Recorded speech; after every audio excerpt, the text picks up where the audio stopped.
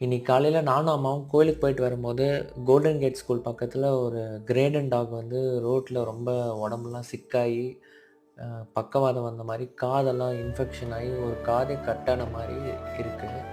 அப்புறம் அந்த டாக் வந்து பார்த்தீங்கன்னா, வீட்ல வளர்த்தி வெளிய விட்ட மாரி தான் இருக்கு. அது உடம்பு நோய் வந்ததுனால கொண்டு வந்து வெளிய விட்டாங்கன்னு நெனைக்கிறேன். யாராவது டாக் ரெஸ்க்யூ சென்டர்ஸ்ல பார்த்தீங்கன்னா, இந்த டாக முடிஞ்ச அளவுக்கு அடாப்ட் பண்ணுங்க. என்னால முடிஞ்ச அளவுக்கு நான் டெய்லி ஃபுட்டு ஃபீட் பண்றேன். இன்கேஸ் யாருக்காச்சும் அது எங்க இருக்குன்னு டவுட் இருந்துச்சுன்னா, என்ன கான்டாக்ட் பண்ணுங்க. தயவு செஞ்சு வீட்ல வளர்த்துற டாக வளர்த்த முடியலன்னா, இந்த மாரி ப்ரீடட் டாக்ஸ்லாம் வாங்காதீங்க. பாவம் அத இத்தன நாள் வீட்ல வளர்த்திட்டு பாவம் வீட்ல வளர்ந்த நாய் எப்படி தெருவுல போய் விட்டா சர்வை பண்ணும்னு தெரியல. ஏன்னா நானும் எங்க வீட்ல 2 நாய் வச்சிருக்கேன்.